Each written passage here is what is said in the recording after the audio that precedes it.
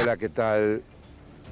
Hola, ¿qué tal? Buen día para todos. ¿Cómo están, compañeros? Sí, acá está C5N, llegó a Ucrania, estamos en el Lviv, como ustedes bien mencionaban. También se la llama Leópolis a esta ciudad que atravesó en su historia distintos tipos de invasiones y que hoy afronta los síntomas de esta guerra, estos bombardeos permanentes de parte de Rusia que se ven en distintas cuestiones. Lo que ven detrás mío es el teatro de ópera de Leópolis, así se lo conoce. Es un teatro que data del año 1900 y uno cuando ve todo esto ve acá pareciera una vida normal, pero no es lo que ocurre realmente. ¿Por qué? Porque por lo menos 2 veces al día suenan las sirenas para alertar a la gente que tiene que ponerse seguros en alguno de los refugios subterráneos ante la posibilidad de un bombardeo ruso. Eso es una de las postales que se están viviendo aquí en Lviv, y lo que hay que decir también es que cuando a lo largo de la recorrida que hicimos para poder ingresar, que como contaban recién en este anticipo fue muy difícil poder ingresar aquí, bueno, lo que nos encontramos fueron, cuando ya era de noche, pueblos enteros a oscuras, justamente para evitar ser vistos por la aviación rusa. También vimos retenes en la ruta y también trincheras permanentemente al costado de la ruta, y particularmente un retén muy fuerte al ingreso de esta ciudad de 720.000 habitantes. En ese retén nosotros tuvimos que pasar por una serie de controles y lo que demostraba que esto es un escenario realmente de guerra. Día 12 de la guerra, C5N desde adentro precisamente en Ucrania para mostrar este panorama. Y me imagino, Gaby, con las sirenas que por momentos también suenan en esa ciudad y con esta alarma constante. En general, y camino como lo marcabas recién, ¿con qué más te vas encontrando, por ejemplo, en los refugios y gente que sigue abandonando Ucrania? Permanentemente, permanentemente. Y es más, acá en estos momentos en Lviv no hay prácticamente lugar donde quedarse.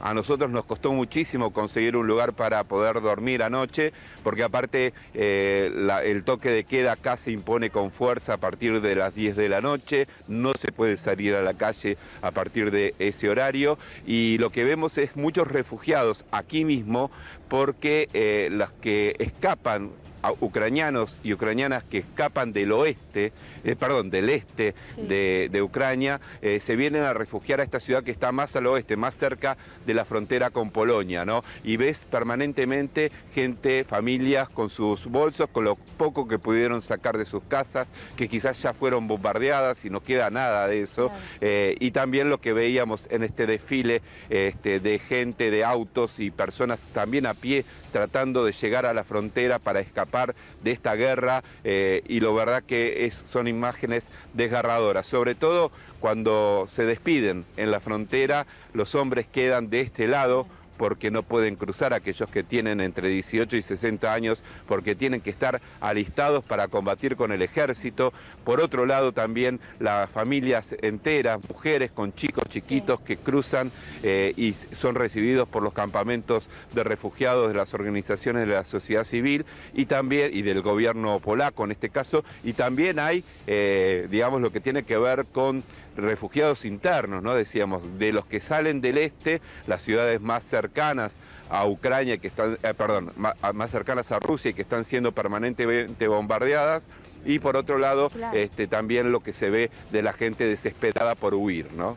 Gaby, ya vamos a volver con vos en cualquier momento. Gracias por tu trabajo, y qué bueno que hayas podido estar ahí para contarnos la situación. No te vayas porque queremos justamente, y hacías referencia a las zonas en las que ya avanzaron más las tropas rusas y a las que todavía no, porque por ejemplo ahí en Lviv nos decía Gaby Michi, parece una situación casi normal, aunque cuando suenan las sirenas todos van a los refugios, con lo cual situación normal no es. Pero fíjate este mapa cómo se ve, ¿no, Rubén? Y quien está del otro lado también, cómo fue avanzando en distintas zonas ya de Ucrania las tropas rusas, que por lo que dijo Putin además, la intención es seguir avanzando. Lo ves en rojo, Kiev, principal escenario también, pero miren la magnitud y la importancia que C5N en el día 2 está trabajando en Ucrania en vivo. Perdón, pero nos vamos a ir a esta zona para que entiendan en la magnitud. En este lugar donde dice Lviv, ahí está trabajando C5N. Y miren la distancia alejado con Kiev.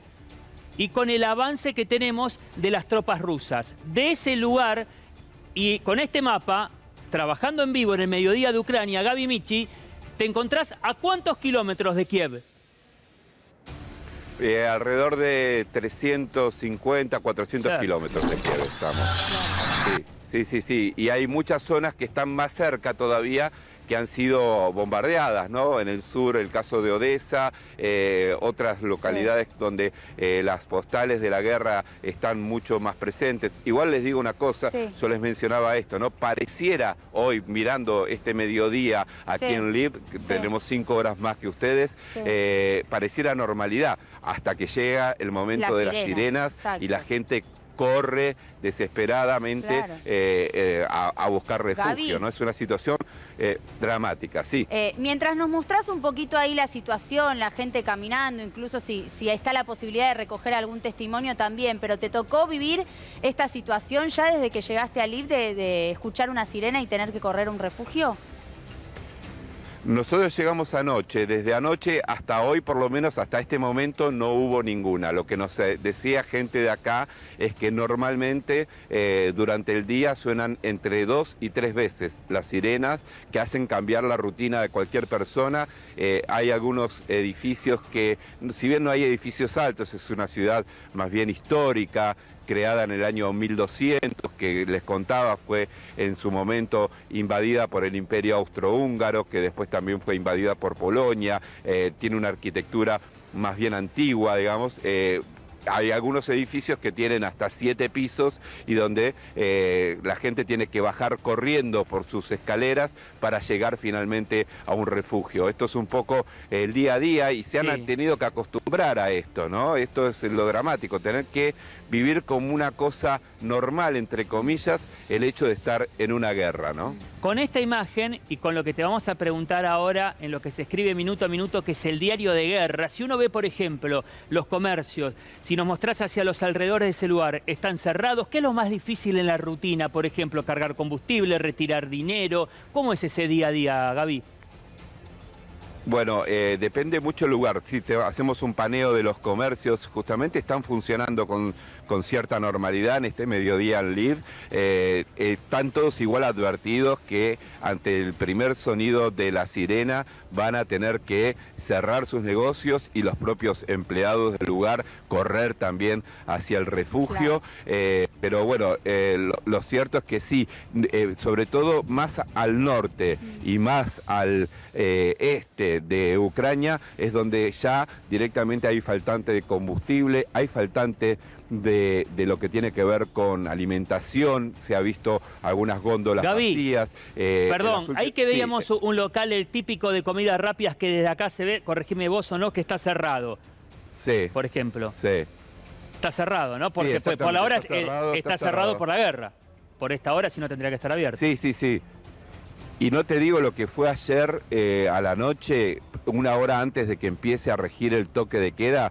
Esto era una ciudad desierta, una hora antes ya. Nosotros tuvimos que ir a cargar combustible y en ese caso no había gente ya, pero lo que sabemos es que se arman largas colas ante la amenaza de quedarse sin combustible, pero sobre todo eso pasa en las ciudades del norte y del este, ¿no? Y bueno, y el dato también es que acá la vida social también, o los restaurantes, por ejemplo, que también tiene que ver con costumbre, pero tiene que ver con un contexto de guerra, cierran a las 9 de la noche, ¿no? Ya no queda nadie en la calle a esa hora y eso es un síntoma también de este toque de queda y de que estamos dentro de una guerra, ¿no? Y C5N te lo está mostrando también en vivo desde una de las ciudades más importantes, hay que decir, de Ucrania. Esta es la 6ª ciudad en importancia de Ucrania. Tiene 720.000 habitantes aproximadamente y la verdad que tiene una vida cultural muy importante, con universidades muy importantes, con, bueno, les mostrábamos recién el Teatro de Ópera, que fue inaugurado en el año 1900, es una ciudad que decíamos data de su fundación del año 1213, o sea, es una ciudad que tiene más de 800 años y que tiene una belleza arquitectónica impresionante. Entonces, el temor incluso de muchos es que esta ciudad termine siendo bombardeada y destruida, Claro. y destruir Bueno. también un patrimonio cultural de la humanidad como es Sliv, ¿no? Gaby, mientras vos nos hablás, vemos en paralelo otras imágenes donde eso ya pasó en otras ciudades, más allá de sea o no patrimonio, que quedaron completamente bombardeadas, ¿no? Donde bombardearon incluso edificios residenciales. Se ve cierto contraste en las imágenes que estamos mostrando entre esas ciudades en las que ya avanzaron con el fuego las tropas rusas y esta en la que afortunadamente todavía no. Pero si tuviste la posibilidad de hablar ya con algunas personas allí, quería saber qué sensación tenían, sienten miedo, sienten angustia, cómo están atravesando, ¿no?, toda esta situación. Sí, sí, viven con temor permanente. Los ciudadanos acá están con mucho miedo. De hecho, nos comentaban que mucha gente de acá de Lviv ya dejó la ciudad. Claro. Y que quizás gran parte de lo que hoy contábamos, ¿no?, de la gran cantidad de gente que está ocupando hoteles en particular, son gente que viene de otros lugares de Ucrania escapando, ¿no? Para quizás después sí seguir su trayecto hacia Polonia o hacia otro país de la Unión Europea. Es como hoy que Leópolis o Lviv es una ciudad de paso también para refugiados internos que escapan de la situación de guerra justamente allí en el este ucraniano. Pero sí, lo que tienen es mucho miedo, la mayoría de lo que... A diferencia de lo que nos pasaba en la frontera, ¿no? Sí. Que de pronto veíamos 9 mujeres cada 10 personas, es decir, o familias sin hombres prácticamente en un 95% de los casos. En este caso vos ves más presencia masculina y también muchas familias que todavía no han dejado el país, pero que no me extrañaría que las próximas horas lo dejen, porque lo que nosotros encontramos fueron caravanas de vehículos parados a cero en toda la frontera polaca.